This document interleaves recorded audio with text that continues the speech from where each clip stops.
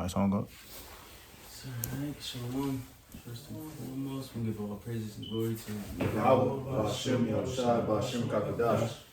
Give honors to the apostles GMS and Ruel, and shalom to the faithful men, as always, continue doing the work of the Lord. Alright, Lord willing. Alright, we continuing on, the Bible series. Now we on to, because what was the last one we did? I can't think right now. We went over the Babylonian captivity, how we got the Judah. Yeah, Judah. Yep, kind of the fall of Judah, and we got exile, and then so now, Lord willing, we can touch on a little bit. We're gonna touch a little bit on the history of the fall of Babylon and the rise of Persia. All right, and then we're gonna focus on Jake during the time. You know what I'm saying? But just real quick, today, Jake should take some notes, because the timeline can be a little confusing. You know what I'm saying? Because some some of the Bible is not written, you know what I'm saying, in like order. You feel me? Like as far as Haggai,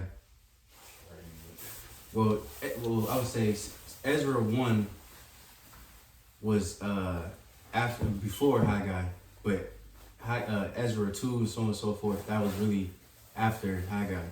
You know what I mean? The book of Haggai. Because Haggai was the one that encouraged Zerubbabel to build the temple. You know what I'm saying? So, and also during this time, I think the time of Ezra, the first half, before he wrote his second half, it was the book of Esther happened too. So it's a lot of, different timelines, stuff like that. So we're going to go into all of it. But Lord willing, we can start with the first article and just go into the fall of Babylon and the rise of Persia. I got it. This is from The Voice. It says, Old Testament history, the Persian period and return from exile, 538 to 323. He said, read through the first paragraph. Let me see. Hold on. Yeah, you can read that. This is the decline of Babylon. It says the Babylonian Empire occupies a prominent place in the pages of Scripture because such decisive events for Israel's history swirled around Babylon's rise to power.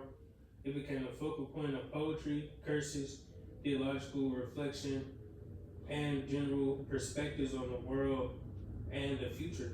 Matter of fact, you can go to the second paragraph. Come on. It says after the death of Nebuchadnezzar in 562 BC, the end came quickly for Babylon, weakened by internal divisions and threatened by ambitious neighbors. Its leaders could not hold the empire together. After a rapid succession of rulers marked by assassinations and intrigue, Nabonidus came to power in Babylon in 556. Nabonidus came to power in Babylon in 556. While in some ways a capable leader, Nabonidus precipitated divisions in the country that would become fatal. He was a religious rogue, worshiping the moon god Sin rather than Marduk, the chief deity of Babylon. As in the case of most religious innovations throughout history, his attempts to establish Sin as the chief deity of Babylon to replace Marduk aroused the opposition of many. Right, so what's that? We don't gotta get it, but pretty much division amongst kingdom, it's gonna fall. You see, but you got it. He says, because of hostility to his practices, an uprising eventually forced Nabonidus to leave Babylon. He left Prince Belshazzar in charge of most of the affairs of state and established a headquarters in Tima in the Arabian desert. Right, real quick, it says right there, that's the Daniel 5. Daniel 5, more than 2. Kind of. You got something you want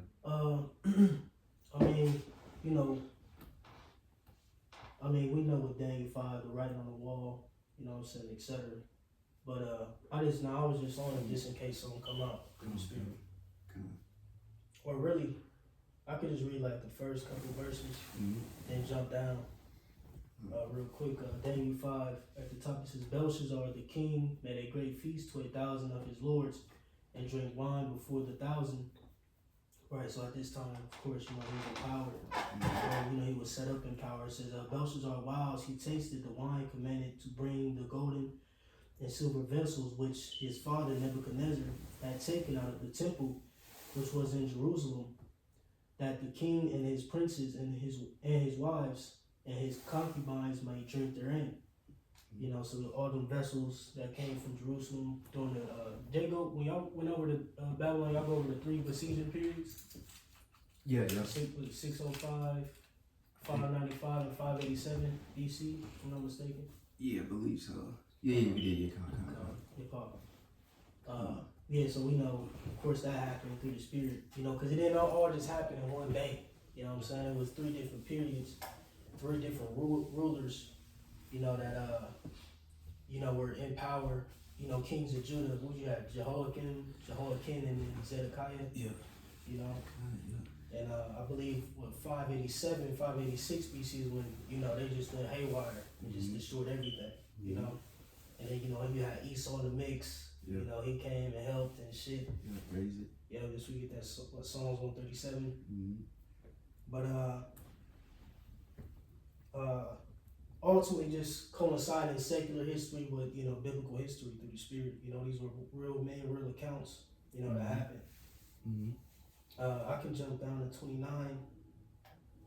It says, then commanded Belshazzar and they clothed Daniel with scarlet, put a chain of gold about his neck, and made a proclamation concerning him that he should be the 3rd ruler in the kingdom.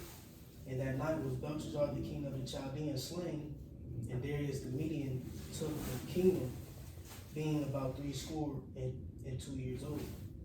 And of course we know that we're going into Darius, or not Darius, but ultimately Cyrus, first one to come up, you know what I'm saying? But just correlating. And that's why it's beautiful. That's why the scripture says, through thy precepts I get understanding.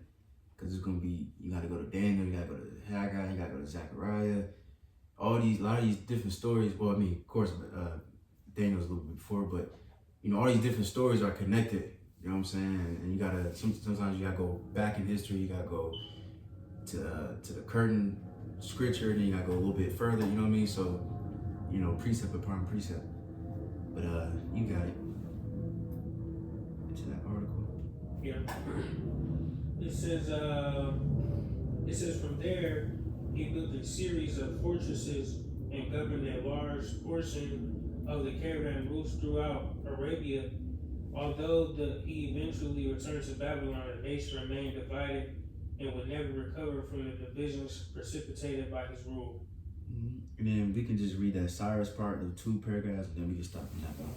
And if I could make one mention, I believe that the Darius and Daniel 5 was speaking of Astyages, which I believe was the grandfather of Cyrus.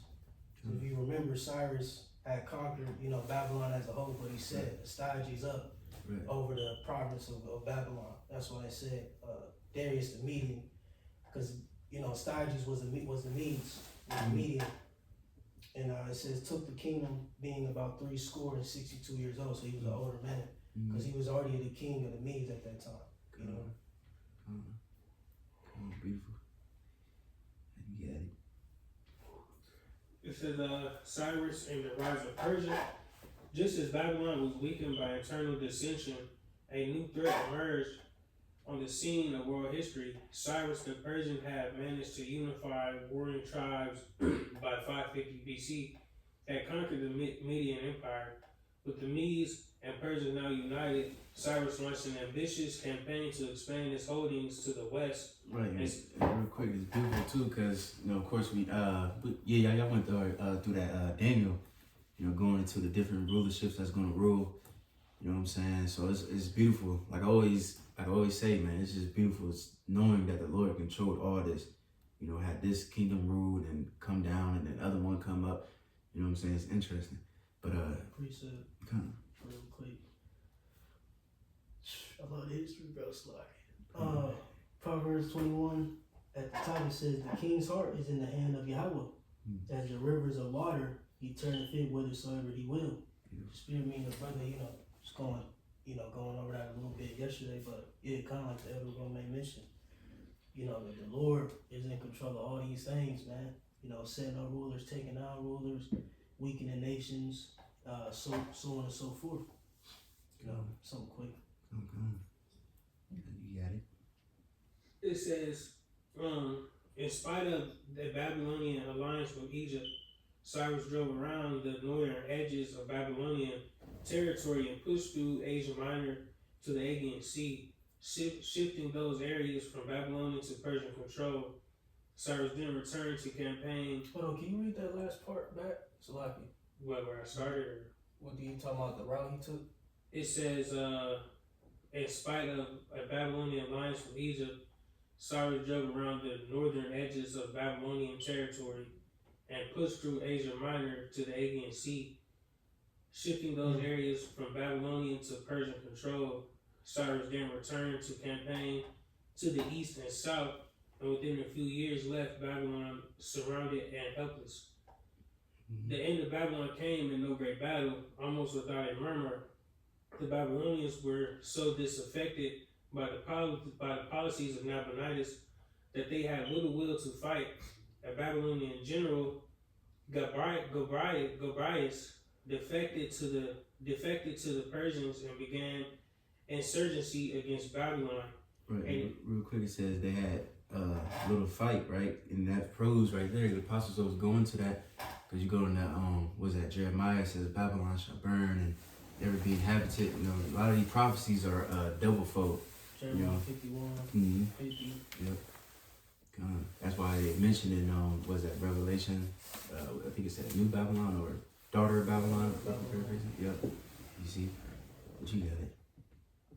It says, in a desperate attempt to rally support, Nabonidus attempted to reinstate the worship of Marduk and brought the gods of the outlying provinces to Babylon to inspire the people. But the effort backfired because it did nothing but further anger and demoralize the people from whom the gods had been taken. After an early engagement in which the Babylonians were soundly defeated, in 539 BC, Gobryas took the city of Babylon without a fight. Cyrus was now in control of all the former Babylonian empire and unchallenged master of that part of the world. Within a year, he would control all of the Middle East except Egypt. Right, and yet that route too pulled up. And right, and he said besides Egypt, but then your boy, what's his name, Cambyses, I believe he took it Egypt. Cambyses. And then that's cool too, because I got a video too after you show. Well, I'm gonna mention it because the history, the secular history, and then the Bible history is like it connects. But I don't know if Jake can see. You can't see the bubbles, but like it was mentioning, pretty much, this Media, Persia. Yeah, so you got Media and Persia, here. Like I said, he went north. But this would be Asia Minor, right up in here. Like you said, he traveled north, came through, and then if you could see, the Aegean Sea is over here. And that's where John was sitting too. The island of Patmos is in this region too. So you get a glimpse of, the tactics he used, you know what I'm saying, to stay on the outskirts and then, ultimately overrun them. Sir, and real quick, let me get this video. This is called The Complete Story of Jerusalem, Second Temple from Cyrus to Darius, Throne. It's from the channel name is Throne and Testament. That video was fire. Like it goes into like a lot of history, like Bible and secular, and it was pretty cool because it says when your boy Cambyses, what do you pronounce that? Cambyses. When he went down to Egypt and shit, that cleared the way for us, because I believe we started and then we stopped and then Jake was first. We gonna go into it. Hold on. Are you gonna pull up here? You gonna pull up on the TV? Oh no, I just mentioned yeah, because that's Jake can look that video up. Okay, that's It's fire. I'm trying to tell you, y'all gotta check that out. But you was finished with that paragraph, right? Mm-hmm. Okay, so now we can go into the second article I put in the Telegram.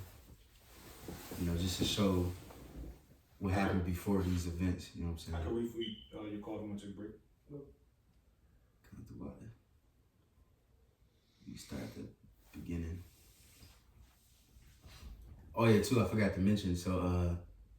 So Lil Willem, we gonna, cause a lot of these books are small, short, so we can just really summarize a lot of them. So this article is gonna go into the book of Ezra, Nehemiah, Haggai, Zechariah, and Malachi.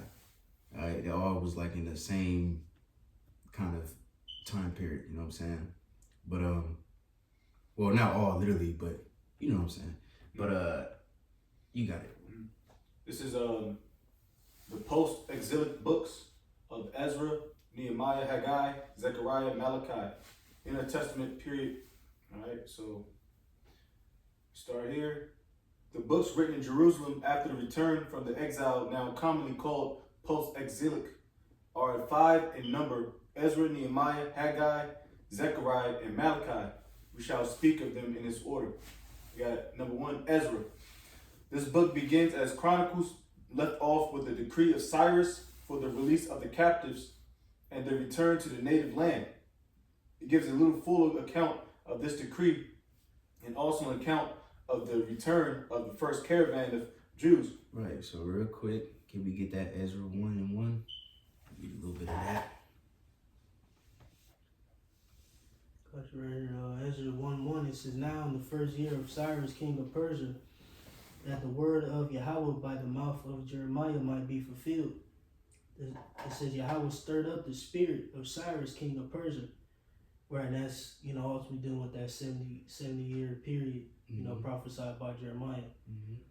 It says Yahweh stirred up the spirit of Cyrus, king of Persia, that he made a proclamation throughout all his kingdom and put it also in writing, saying, thus saith thus saith Cyrus, king of Persia, Yahweh God of heaven hath given me all the kingdoms of the earth, and he hath charged me to build him an house at Jerusalem, which is in Judah. Right, real quick, that video I mentioned, you know what I'm saying, it was showed like pretty much he was writing to all the different kingdoms that he conquered, that something similar to this too. You know what I mean? Just to show you that this is true, because he was very merciful to the kingdoms that he conquered. You know what I mean? He allowed certain, like obviously like us, to go back to our land and worship our God, so on and so forth, and actually helped us. You know, so the actual secular history checks out as well. You know what I mean? But you got it. Verses 3, it says, who is there among you of all his people? His God be with him, and let him go up to Jerusalem, which is in Judah, and build the house of Yahweh, God of Israel. He is the God which is in Jerusalem. And whosoever remaineth in any place where he sojourneth, let the men of his place help him with silver and with gold, and with goods and with beasts, besides the free will offering for the house of the Most High that is in Jerusalem.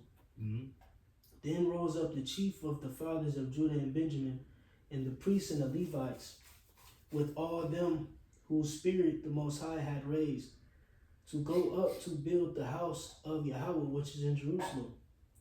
And all they that were about them strengthened their hands with vessels of silver, with gold, with goods, and with beasts, and the precious things beside all that was willingly offered. Right, and can you go to 11, verse 11? Jump into 11, it says, all the vessels of gold and of silver were 5,400. All these did Sheshbazzar bring up with them of the captivity that were brought up from Babylon unto Jerusalem. Right, so real quick, that Sheshbazzar was Zerubbabel, you know what I'm saying, because it's going to go into it.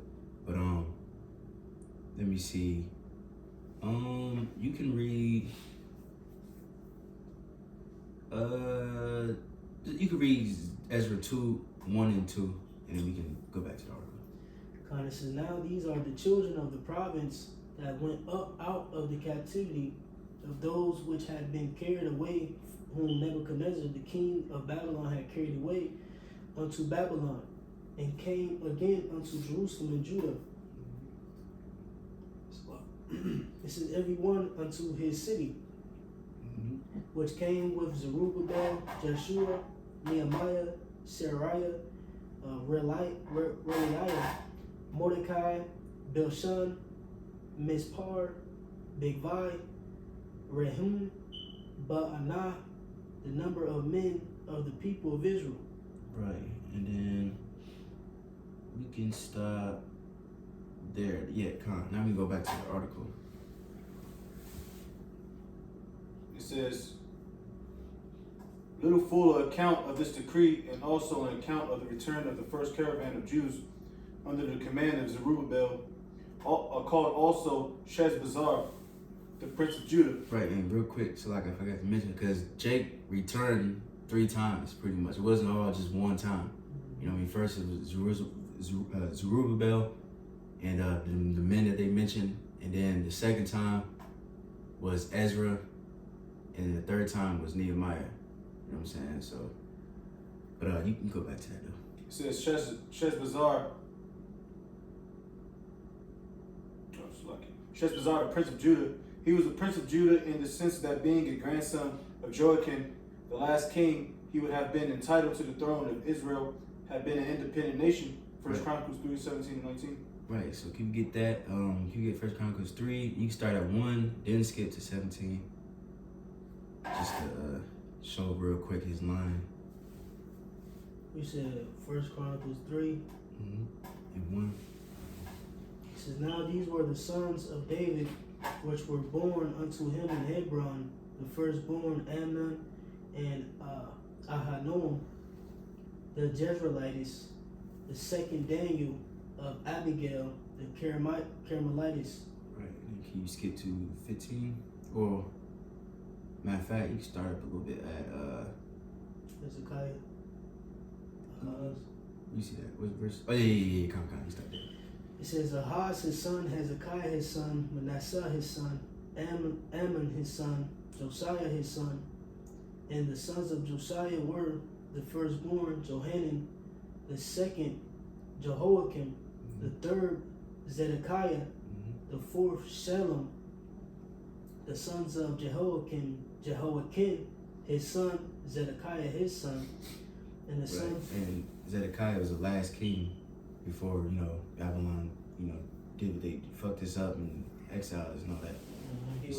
He was set up by Nebuchadnezzar. Yeah. Because they took Jehoiakim. Didn't they pluck his? Was that? They pluck his or his father's eyes out? I forget which one. Yeah, I forgot which one. I think you talking about Zedekiah? No. Or was it Jehoiakim or Jehoiakim who got their eyes plucked out? let me see. I forget. Let me double check. I think it's in maybe in 1 Kings 24. But I'm gonna keep reading. It says and the sons of Jehoiakim, Esar, Salathiel, his son, Malcharim, also Pedaiah and Shenazar, Jechemiah, Hashemah, and Zedabiah. The sons of Pedaiah were Zerubbabel and Shemai. And the sons of Zerubbabel, Meshullam and Hananiah, and Shelomith, their sister. Right, so right there, it's Zerubbabel, he's the line of David. So if we didn't fall, he would have been king, you know what I'm saying? So you gotta keep that in mind too, because then you got the heathen, and then, they gonna bring up situations. They was afraid Jake was gonna get back into power pretty much. You know what I'm saying? But Lord willing, we can go back to the thing. And our Lord comes from that line too. Yeah. In the flesh. Yeah. Joseph, you know what I'm saying? Yeah. You got it. The reader will be surprised to find from this account how small a number of the Jews saw fit to take advantage of the offer made to them by Cyrus. The rest had become satisfied to remain in foreign lands where they were doubtless prosperous in the main, rather than return to a depopulated country and go through the hardship of rebuilding the cities and homes. This reflects the more credit on the zeal and the faith of those who did enter this hard undertaking.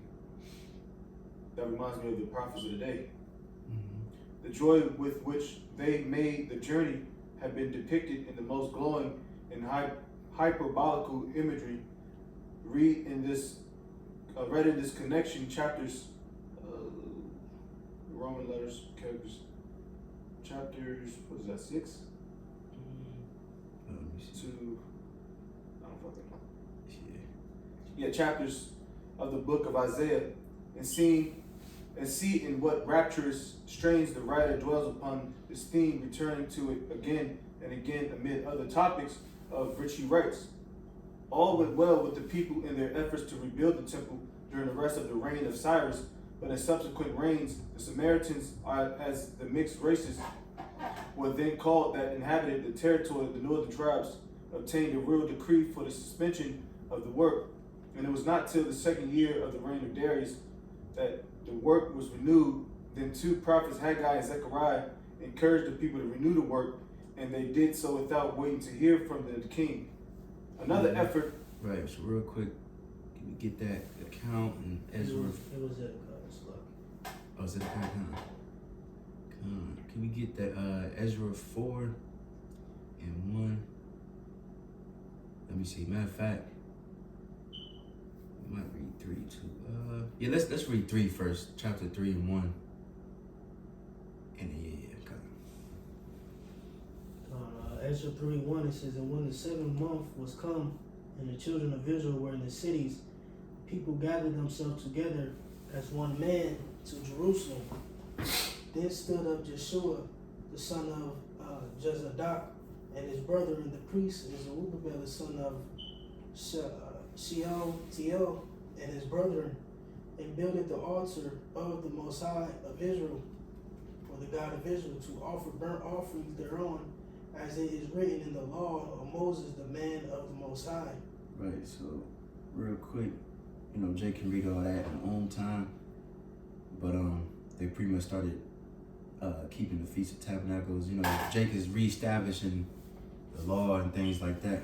You know what I'm saying? But now we can skip down just to get to the main points to verse. You can start at 8. This is Ezra 3 and 8? Yeah. This is Ezra 3:8.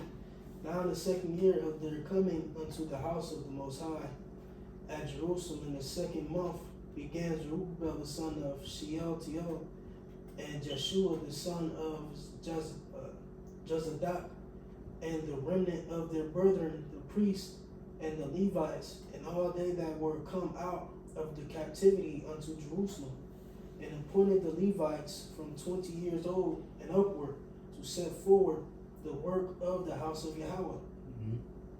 Then stood Jeshua, which his sons and his brethren, Cadmiel, and his sons, and his sons, the sons of Judah, together to set forward the workmen in the house of the Most High, the sons of Hananiah, with their sons and their brethren, the Levites. And when the builders laid the foundation of the temple of Yahweh, they set the priests in their apparel with trumpets, and the Levites, the sons of Asaph, with cymbals to praise Yahweh after ordinance of David, king of Israel. And they sang together by chorus and praising and giving thanks unto Yahweh, because he is good, and for his mercy endureth forever toward Israel. And all the people shouted with great shout when they praised Yahweh, because the foundation of the house of Yahweh was laid. But many of the priests and the Levites and the true fathers, who were ancient men that had seen the first house, when the foundation of this house was laid before their eyes, wept with a loud voice, and many shouted aloud for joy, so that the people could not discern the right. That's crazy. Mm-hmm. Like, you gotta think they was young children or however old, watching the temple be destroyed, and then seeing the temple be rebuilt. I believe this same account is in is it 2nd Ezra or 1st Ezra? I'm not for sure about the rebuilding of the temple. I think maybe 1st Ezra. But continuing on, it says, but many of priests and Levites and the chief of the fathers who were ancient men that had seen his first house, seen the first house, when the foundation of this house was laid before their eyes, wept with a loud voice, and many shouted aloud for joy, so that the people could not discern the noise of the shout of joy from the noise of weeping of the people, for the people shouted with a loud shout, and the noise was heard afar off. Right. So now we got now. I believe it was the heathen in Samaria heard. Yeah. They heard. Yeah. They was shouting so loud. They heard it. They was salty. What the fuck? Yeah. Yeah. Yeah, that chapter 4. Come on. You know? Let me keep going. Chapter 4. Yeah. Come on. Yeah, Ezra Jake. 4. Yeah, Jake got the what's it called? The foundation. Mm-hmm. The altar. First they built to the altar, and then they built the foundation, and now I'm about to go to chapter 4. So let me get Mm-hmm. back to it. Thinking about this preset, but keep going. Ezra 4:1. It says, now when the adversaries of Judah and Benjamin heard that the children of the captivity builded the temple unto Yahweh, God of Israel, then they came to Zerubbabel and to the chief of the fathers and said unto them, let us build with you, for we seek your God as you do. And we do sacrifice unto him since the days of Ashuradan, king of Ashur. Yeah, the Assyrians. Yep. Because remember, they was getting fucked up. This connected to the when they got lions, right? Yeah. The laws, and then because the heathen was getting fucked up by lions, and then they had priests come and teach them the law. So that's why Samaritans think, even with the woman in the well, you know, we worship our fathers in the mountain, whatever. They had a holy mountain or something. You know what I'm saying? But so they thought they was pretty much one of us type shit. But because they was taught the law, but no, you know, you was heathen brought by the Assyrians and put into that land after the northern tribe was kicked out. You know what I'm saying? And it's crazy too, because I was reading this other article, and the dude broke it down. I got, you know, obviously some Christian dude, and he was saying that those were Israelites, but they wasn't. You know, those heathens that was brought into the land. You still had some, right. some, right. But we Right. know that a lot of them was transported, you know what I'm saying, to Right. Syria. Right. You know, that's documented. Right. Because then you got the story of like Jeremiah, you know what I'm saying, where Jake, that was still in like Jerusalem and stuff like that, the poor of the land, they was what's it called? They was complaining because they thought they had the right because they was there the whole time. You know what I mean? And Jeremiah cussed their ass out. And that's when they try to go to Egypt, and you know, that's a whole different story. You know, when we get to Jeremiah, we can get into that. But anyways, you got it. Damn, so I'm trying to find this other account. It's in second Edges, not tripping. But we keep going. It says Ezra 4 and 3. It says, but Zerubbabel and Jeshua and the rest of the chief of the fathers of Israel said unto them, ye have nothing to do with us to build an house unto our God, but we ourselves together will build unto Yahweh God of Israel, as King Cyrus the king of Persia have commanded us. It's like, I go to show you that they was heathen. Yeah. Because he knew, like, nah, because it let it have been northern tribes. You know what I'm saying? Yeah. I mean, you know, you would think they may have let them, you know what I'm saying? Like, you know what I'm saying? Mm-hmm. But they knew the history too. Like, it's a lot of heathen, it's all heathen up there. You know what I'm saying? Yeah. In Samaria, etc. Right. Cause you can go a little bit more, but just add to your point. Cause then, if that was the case, that these guys right here specifically are Israelites, then Haggai and Zechariah, so on and so forth, they would have cussed them out too. Like, what you doing? Cause you got the book of Haggai, which we're gonna go into in a minute. And he was telling Jake, Zerubbabel, and so on and so forth, like, hey, what y'all doing? Like, y'all over here building your own house? You supposed to be building a temple. You know what I'm saying? So if that was the case, if those was Israelites too, he would have cussed their ass out too. You know? But you got it. It reads, verse 5, verse 4, it says, then the people of the land weakened the hands of the people of Judah and troubled them in building. and hired counselors against them to frustrate their purpose all the days of Cyrus, king of Persia, even until the reign of Darius, king of Persia. Right. You see, because then you got Cyrus, and then what's the boy's name? Cambyses the second. God, yep. Because I believe his grandfather, Cyrus's father, was Cambyses the first. God, yep. And then after that, you got Darius the first. Yep. And then, so it got halted till then, but you got it. Verses 6. This is in the, let me see. Yeah, that, because this Ahasuerus right here, speaking of, I think that's Cambyses, if I'm not mistaken.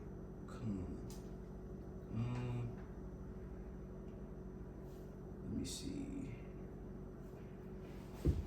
See if we can see if I want some more here.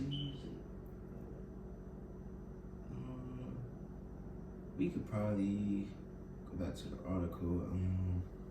So like I don't want to miss nothing.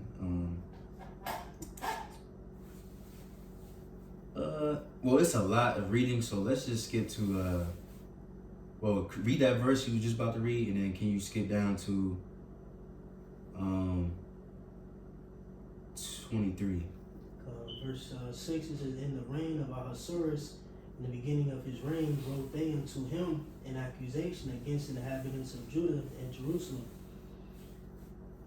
Jumping down to 23, it reads, now when the copy of King Artaxerxes' letter was read before Rehum and Shimshai, the scribe, and their companions, they went up in haste to Jerusalem unto the Jews and made them to cease by force and power. Then ceased the work of the house of Yahweh, which is at Jerusalem. So it ceased unto the second year of the reign of Darius, king of Persia. So now we can go back to the article. Little one, so now it's halted for a moment, and then let me continue with the story. Another effort was made to stop them, but when the king was heard from it, was with the decree that the work should not be hindered. The account of these proceedings in chapter 1, verse 1 to 4 is full of interest and instruction. The time from the return till the completion of the temple was 21 years, as is known from the intervening reigns of the Persian kings.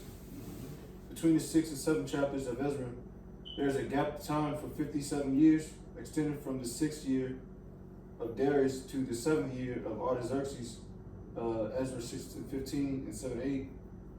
In the interval, Xerxes had reigned and made his famous expedition into Greece, and the events of the book of Esther had taken place. Why Ezra leaves it blank is not known, but perhaps on account of the troublous character of the times, he had nothing special to record that was not already written in Esther.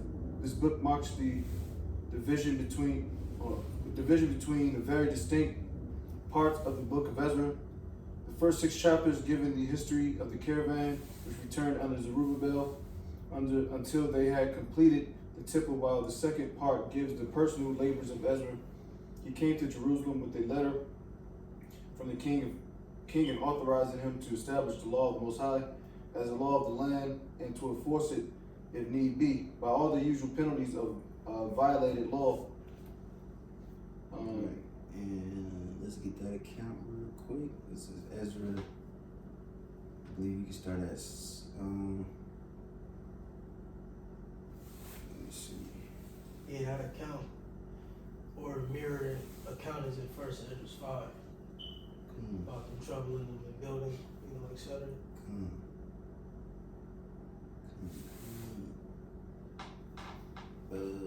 Right, so like if I can read it real quick. Yeah, you can. First Ezra 5, and I'm gonna start at 63. It says also the priests and the Levites and the chief of First Ezra 5:63. It says also the priests and the Levites and of the chief of their families, the ancients who had seen the former house, came to the building of this with weeping and great crying, but many with trumpets and joy shouted with loud voice. insomuch that the trumpets might not be heard for the weeping of the people. Yet the multitude sounded marvelously, so that it was heard afar off.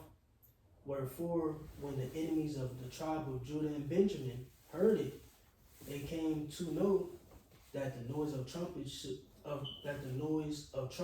mean, and they perceived that they, it's like it says, and they perceived that they that were of the captivity did build the temple unto Yahweh God of Israel. Just furthering the point. You know what I'm saying? Like I said, in Ezra called them the adversaries. Here it called them, the enemy. So they heard it, and they already knew what was happening. They was rejoicing in something. So they, being nosy and shit, want to be a part of that. And this goes to show you ultimately dealing with, Genesis and all them niggas that he ain't got no part of what we doing. Right. Us, if you look at it in the spirit, we building the third temple. You know what I'm saying? You look at it in the spirit, of course it's a spiritual third temple. They ain't about to be a part of this new building, bro. They ain't have they ain't have no dealings with us building. You know what I'm saying? Playing. That's why they say they'd rather stay in under rulership of Cyrus instead of going back to the land and build up the temple. Come. So Lord willing, let's go to Ezra 5:1. Let's just read the first verse, then after that go to Ezra 6.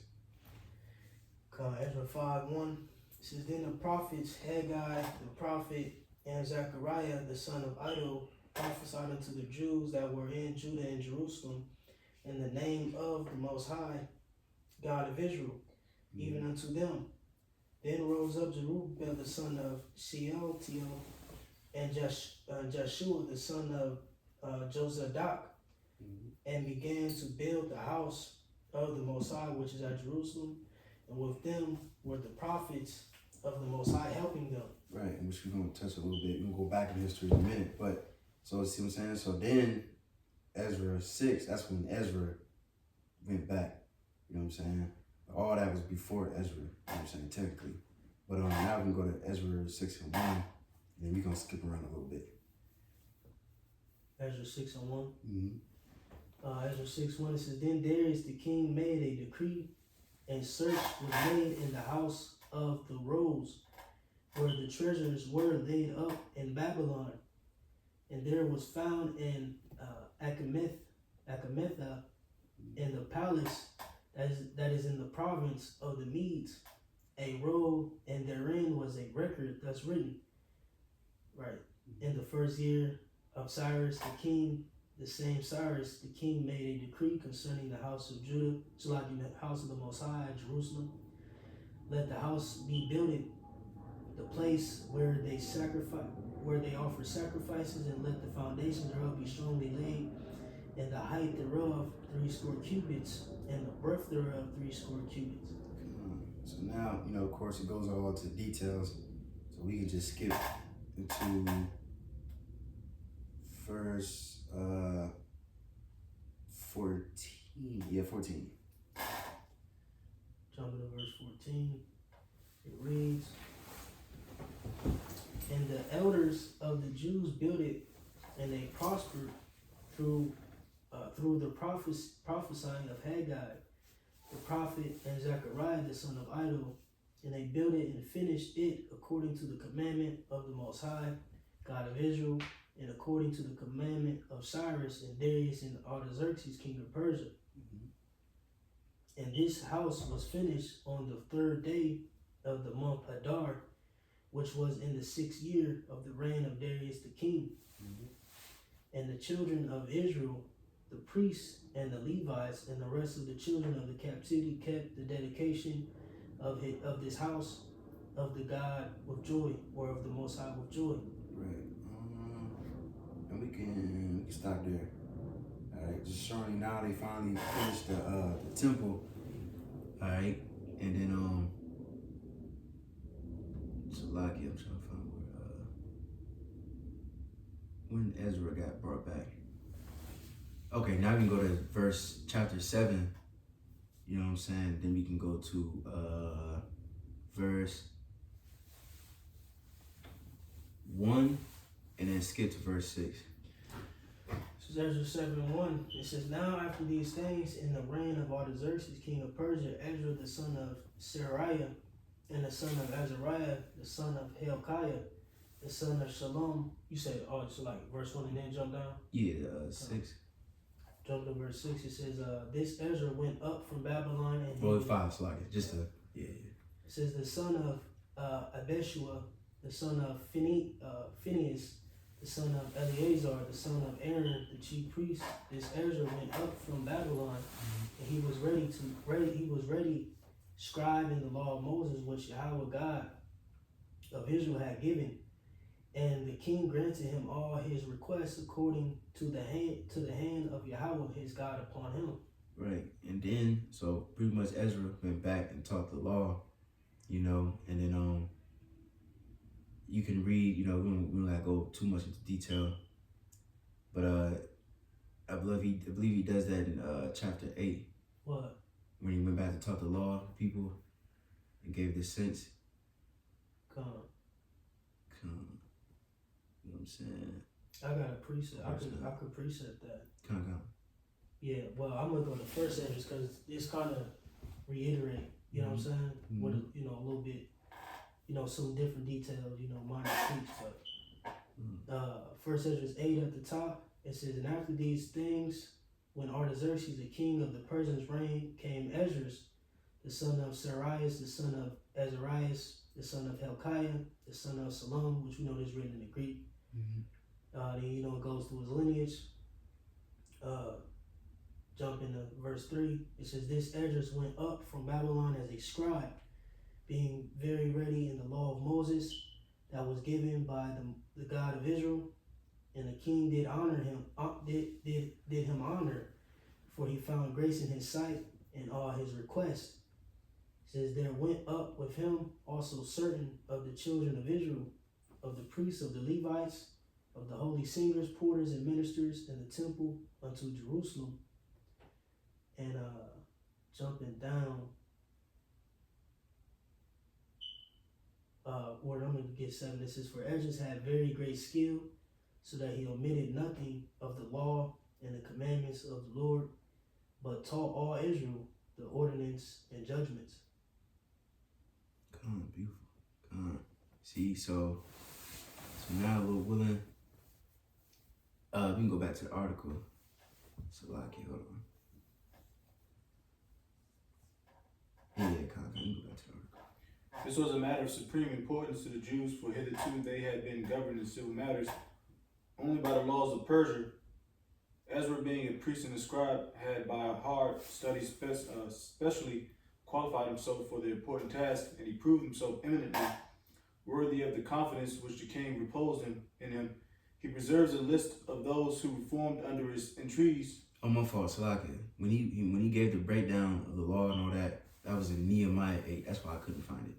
My fault. But if you go more in detail, he gave the breakdown, teaching people the law and all that good stuff. But you got it.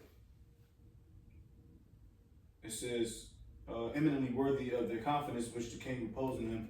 He preserves a list of those who reformed under his entreaty, so that the sons and daughters after them might know that their fathers were among the true-hearted who turned back to the Lord when rebuked for their sins. Number 2, Nehemiah. In ancient Hebrew manuscripts, the books of Ezra, Nehemiah were written as if they were one, but the title of the words Nehemiah, the son of Hakaliah, clearly indicate the beginning of another book and justify the separation which was made in the Greek translation at an early period. While the temple was rebuilt by Zerubbabel, it was the work of Nehemiah to rebuild the city walls. He went from Babylon for his purpose 13 years after Ezra went there to establish the law, that which moved him to the undertaking is set forth in this chapter. In the first chapter, the distress there depicted, which overwhelmed him on hearing that the city, the place of his father's sepulchres, was lying waste and his gates burned with fire, is accounting for if he had previously thought that since the return of so many captives, the walls had been rebuilt, though it is supposed by some scholars that they had been rebuilt and had been again thrown down within the 13 years just mentioned. It will be seen by reading these six chapters that Nehemiah was equally zealous and self-sacrificing with Ezra but quite different in his way. While the latter was a priest by descent and a scribe by profession, Nehemiah held a civil office, being cupbearer to the king, and he had no scruple, therefore, about asking the king for military escort. When he obtained permission to go to Jerusalem in Nehemiah 2:9, he acted as the governor of the land for 12 years, yet he received no salary. He made no purchase of lands, though doubtless there was a tempting opportunity for speculation in them. He made his own servants work on the wall, and he fed at his table a daily average of 150 men, Jews and visitors from the other lands, verse 14 and 17. His expenditure must have amounted to a very considerable fortune. And real quick, let's just get a count real quick. I ain't gonna read too much of it. I already summarized it, but you can just get Nehemiah 1:1. Just read just a little bit of that. Con, I got this little timeline joint up here too. Come. You wanna check it out? Give Jake a little glimpse of, timeline, etc. So first, like I said, first captivity, Daniel, 606, 606, 605.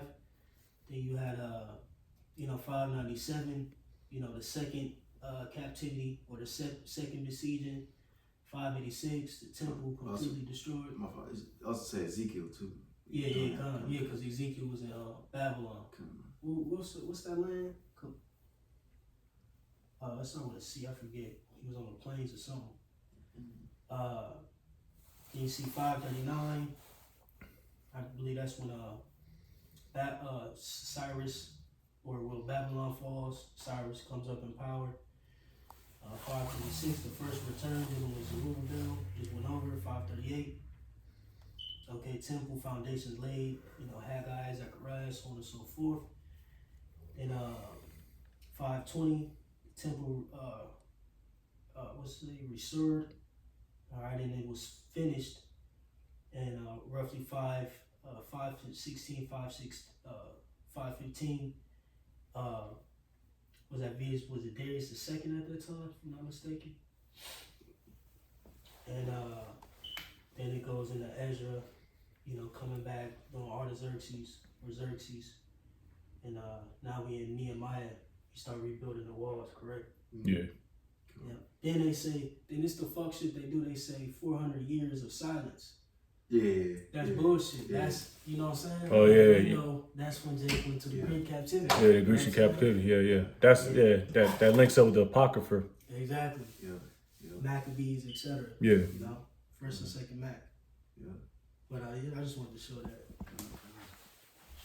Yes, sir. Nehemiah.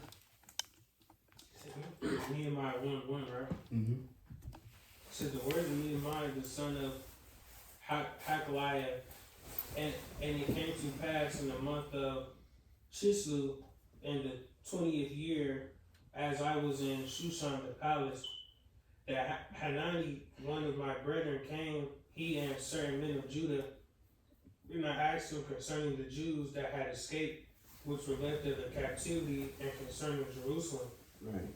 And real quick, it's a long read. I ain't trying to spend too much time on that, but it already summarized in the article. He mourned, and he pretty much sought to go back to build the walls, which we can read real quick in Nehemiah 2, and you can start at 8 or 7.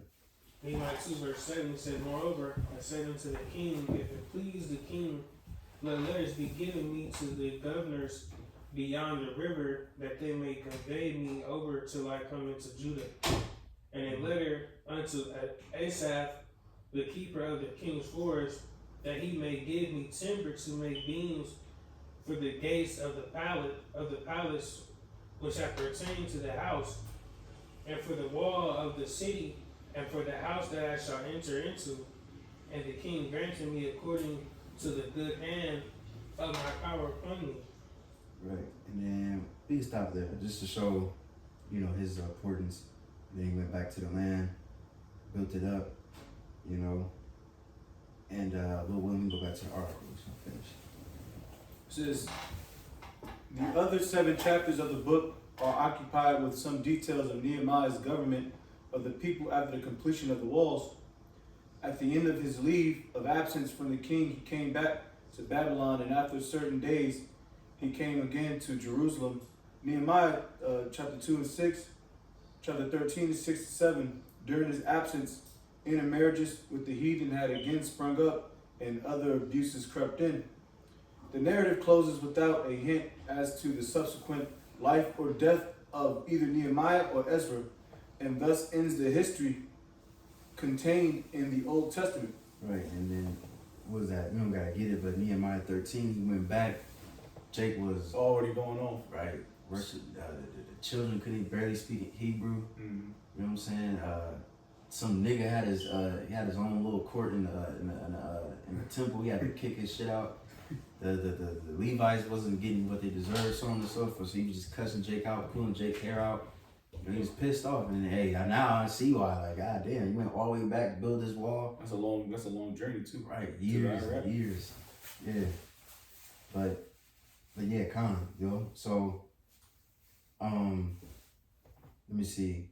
So now the one, you got 3 more paragraphs. We could just finish it out a little bit. To me? Yeah, yep. Haggai. Oh, you don't go into just up to Haggai? Mm-hmm. This is Haggai number 3. In this little book, we are taken back in time, the 2nd year of Darius, and the 1st day of the 6th month of that year, Haggai 1:1. There had been a failure of crops in the land, and the prophet came to Zerubbabel and Joshua the priest with the word of the Lord, telling them that it was because the people had been building good houses for themselves and neglecting to build the Lord's house. The result was that these men and the people were aroused and began the work anew on the 24th day of the same month. This was before the issuing of the decree of Darius, giving them permission to renew the building. Haggai 6:1-5. Having the Lord's permission and command, they went to work without waiting for that of the king. This much is set forth in the 1st chapter. About a month later, as right. So like real quick, let's just get the first verse real quick. Publish Haggai 1.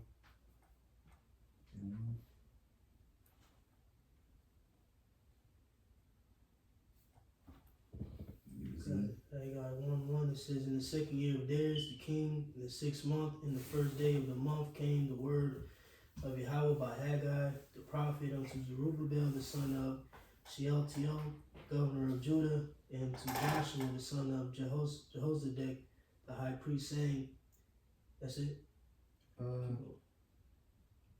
Yeah, you keep going. It says, thus speaketh Yahweh of hosts, saying, this people say the time is not come, the time that Yahweh's house shall be built. Then came the word of Yahweh by Haggai the prophet, saying, it is time for you, O ye, to dwell in your Seled houses, and this house lie waste. Mm-hmm. Now therefore, thus saith Yahweh of hosts, consider your ways. Right, then, it goes on and on. Matter of fact, let's get to verse 12.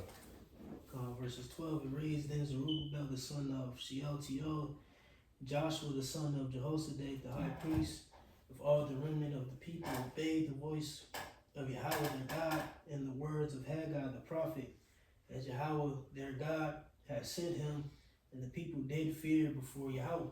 Right, see, so now, Haggai, along with Zechariah, pretty much was telling Jake to get back to work. You know what I'm saying? Because Jake was settled on their lease. You know what I'm saying? Getting comfortable. All right. And then also, too, Haggai and Zechariah also helped build the temple as well. So you have Haggai and Zechariah telling Jake to get on that shit, to build. Zerubbabel and the priest, Joshua or Josiah, how you pronounce it. You know what I'm saying? Them two mainly leading, build the foundation and built the temple. Then they got everything, got the priest set up, all that. Then you got Ezra coming back to the land, giving the law breakdown. You know what I'm saying? And then after Ezra, not too long after him, then you got Nehemiah coming to build the walls. And then they left, came back, or Nehemiah left and came back, and then see Jake was bullshitting.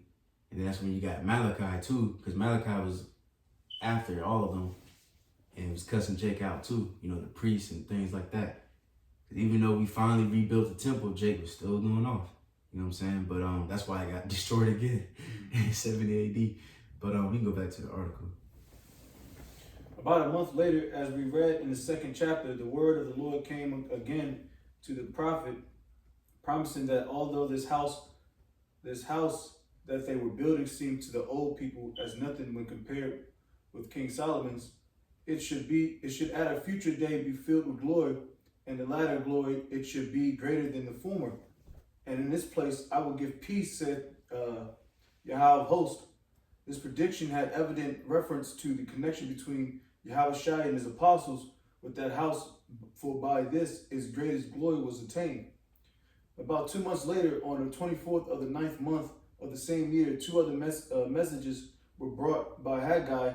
The first reminding the people again that the crop failure was a punishment sent by the Lord, but promising that from that day forth he would bless them. The second was a personal message to Zerubbabel, promising him that while the Heavenly Father was going to overthrow all the nations and kingdoms, he would take him and make him a signet, as Zerubbabel was a lineal ancestor of our Lord Yahushua. This seemed to be an allusion to the high honor conferred on him in making him such. From this we see that the 5 brief messages which were sent by the Most High through this prophet were all delivered within the space of 3 months, and were all intended to encourage the people in the arduous labor of rebuilding the temple. Where you at? So I'm on Zechariah right now. I finished the whole Nehemiah. Okay, come on, you got it. Number 4, Zechariah.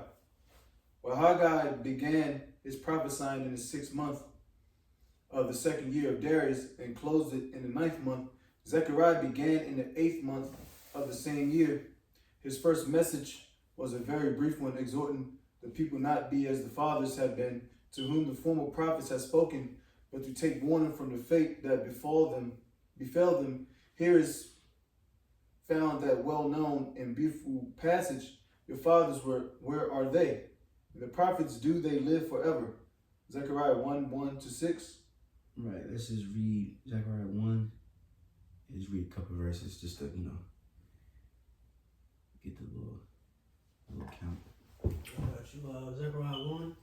This is in the 8th month, in the 2nd year of Darius, came the word of Yahweh unto Zechariah, the son of Berechiah, the son of Iddo, the prophet, saying, Yahweh hath been sore displeased with your fathers.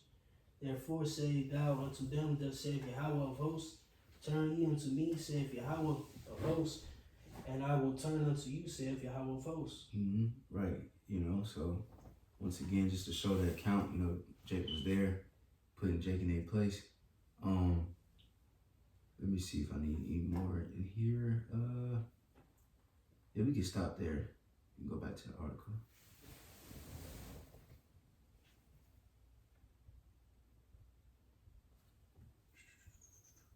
Or a matter of fact, hold on. Can you go to, let me see. Yeah, can you go to 15 real quick? The same chapter. Zechariah 1:15, it reads,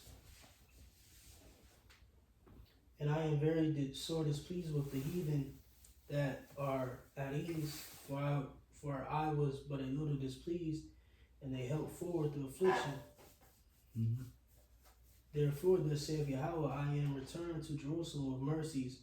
My house shall be built in it, saith Yahweh of hosts, and a line shall be stretched forth upon Jerusalem. Right, so he's prophesying that the house is going to be built, But, Lord willing, now we go back to the article. This is about 3 months later, on the 24th day of the 11th month in the same year of Darius, he brought his second message, consisting of 8 symbolic and curious visions, all of which interpreted to him by an angel. He gave encouragement to the people with respect to the temple. Zechariah 1:1-6 and 15. Read majority of that. Thus we see that the first work of Zechariah like all the work of Haggai was to cooperate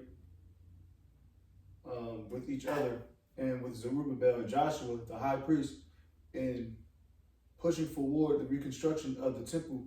This was necessary to the fulfillment of the Most High's purposes and promises respecting Israel and the coming kingdom of Yahushua. Right, and you can skip that paragraph right there. It just goes into the Messiah prophecy, you know. But Jump to Malachi. yeah, kind of. This is Malachi the 5th, the final one. That'd be post-exilic. Mm-hmm. As Nehemiah was the last of the Old Testament historians, Malachi was the last of the prophets, and they cooperated with each other for a while. Malachi, unlike Haggai and Zechariah, does not give the date of his message. The contents of it show clearly that he spoke after the temple had been completed and the regular service therein had been renewed, as he makes no allusion to the troubles about rebuilding the walls. This work also seems to have been completed, and he rebukes the people for intermarriage with the heathen. This agrees with the state of things when Nehemiah came the second time to Jerusalem and broke up that practice. The book has the form of a single discourse by the prophet. He begins with the fact that the Most High had loved Jacob and hated Esau, where the two brothers are put for the nations that sprang from them, and he predicts disaster yet to befall the latter. Malachi 1:1-5. He then rebukes the priests for treating with contempt the law of sacrifices, a corruption which grew out of their avarice. Malachi 1:6-11-14. He next predicts the coming of the Messiah to the temple and the work of purification and separation which he will execute. Malachi 2:17, Malachi 3:6. Turn back to his own time, he rebukes the people severely with withholding their tithes and offerings and for pretending that there was no profit in serving the Lord. Malachi 3:7-15. He predicts the final blessedness of those that feared the Lord and the destruction of those who feared him not. Malachi 3:16 and Malachi 4:3. As a most fitting close of the Old Testament, he looks back and says to the people, remember ye the law of Moses, my servant, which I commanded unto him in Horeb for all Israel, even statutes and judgments. And then he looks forward to the work of John the Baptist and says, behold, I will send you Elijah the prophet before the great and terrible day of the Lord come. And he shall turn the heart of the fathers to the children and the heart of the children to their fathers, lest I come and smite the earth with the curse. Right, and then let me see. You can stop there because they just mentioned pretty much like the brother mentioned there was like a time where there's no history. Yeah. They didn't mention the Apocrypha, Josephus, Lord willing, we can touch on that later classes. But yeah, you see, Lord willing, that's pretty much the point. And then I had another article, but Jay can probably read that on her own time. It just pretty much summarized everything that we just said. You know what I mean? So for that, Come. little AI real quick. Come. Real quick, got this little AI overview, concerning the kings and the duration of the building of the temple. Okay, so it begins, it says, first bullet point, well, I'm gonna just get the overview. It says, Persian king started with Cyrus the Great decree. I'm gonna just go to the bullet point. It says, key Persian kings and the temple reconstruction. It says, Cyrus the Great issued the initial decree allowing the Jews to return to Jerusalem and rebuild the temple, 538 BC. Cambyses II, also known as Ahasuerus, which we second or Ezra the 4th chapter, that Ahasuerus, they sent the letters up, that was to him. That's when the temple building got halted. It says, known in some contexts as Ahasuerus, his reign saw, according to Ezra 4, the initial attempts to interrupt the rebuilding efforts. It says, false Smerdis, Artaxerxes mentioned as a successor, under whom the building of the city and the temple stopped until the reign of Darius I. And I believe when you go further down and read about the Artaxerxes, speaking of Smerdis, I believe Smerdis was his brother, if I'm not mistaken. It says Darius the First, the Great, confirmed the decree of Cyrus allowing the completion of the temple, was at Ezra 6, which was finished during his reign, 515 BC. Then you have Xerxes Ahasuerus mentioned in the context of the post-exilic period, book of Esther. And then it goes Artaxerxes the First. It says provided significant support of the rebuilding of Jerusalem, including the walls, and is known in the commission of Ezra and Nehemiah. Yes, sir. Then you go down the line, so on and so forth. Good. So yeah, Lord willing, you know, hopefully that was edifying, you know. Lord willing, since we already touched a few books, was it Ezra, Nehemiah, Haggai, Zechariah, and Malachi? We're not gonna touch on those again moving forward. I might go back into Zechariah and Malachi, cause I mean there's still some good things in there that also, you know, like Malachi prophesied, you know, you have shots, so on and so forth. So that's why I might do a little willing just moving forward, like certain books that we already mentioned, like Daniel, I know we already did that, stuff like that. I might just quickly just summarize it and then just move on to the next book. But we'll see how it goes. But Lord willing, up next is Esther, and then I'm gonna add that together with the additions of Esther, obviously with the Apocrypha, and then Lord willing, we move on from there. But Lord willing, hopefully that was edifying. We can give all praises and glory to Yahweh, Ba'ashem, Yahushua, Ba'ashem, Kakadash. Divine Sebastian, Jim, Mr. Ruel, Shalom to the faithful men, continue to do the work of the Lord. So we're going to say Shalom. Shalom. Mm.